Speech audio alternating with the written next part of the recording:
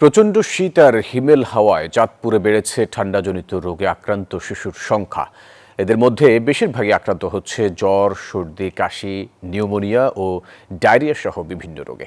শিশু শরীরে যে কোনো রোগের লক্ষণ দেখা দিলেই চিকিৎসকের পরামর্শ নেওয়ার জন্য বলছেন সংশ্লিষ্টরা। চাঁদপুর প্রতিনিধি খোকন কর্মকারের তথ্যছবিতে ডেস্ক রিপোর্ট। কনকনে শীত আর হিমেল হাওয়ায় চাঁদপুরের সরকারি ও বেসরকারি হাসপাতালগুলোতে বাড়ছে ঠান্ডাজনিত নানা রোগে আক্রান্ত শিশুর সংখ্যা। এর মধ্যে নিউমোনিয়ায় আক্রান্ত রোগীর সংখ্যা বেশি। গত এক সপ্তাহে ঠান্ডাজনিত রোগে আক্রান্ত হয়ে চাঁদপুর সদর হাসপাতালে প্রায় অর্ধশত রোগী ভর্তি হয়েছে। রোগীরা জানান, শীত আসার পর থেকেই ঠান্ডাজনিত নানা সমস্যার কারণে হাসপাতালে ভর্তি হয়েছেন। নিউমোনিয়া, ঠান্ডা, আবার কাশি ছিল বাবু। কাশিটা রাত্রে হলে একটু কিছু কম লাগে, আবার সকালে বাইরে গিয়ে কাশি দেয়। ডাবল নিউমোনিয়া, শ্বাসকষ্ট আর মাথা ফালাইয়া রাখে, খানা লানা নাই।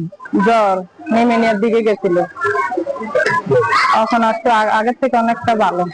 সীমিত জনবল দিয়ে রোগীদের চিকিৎসা সেবা দিতেই হিমশিম খেতে হচ্ছে বলে জানান সদর হাসপাতালের নার্স ইনচার্জ। আমাদের স্টাফ কম, তারপর আমরা যথেষ্ট পরিমাণ সেবা দিয়ে যাচ্ছি। রোগীরা সুন্দর মতো সেবা পেয়ে সুস্থ হয়ে বাড়ি ফিরছে।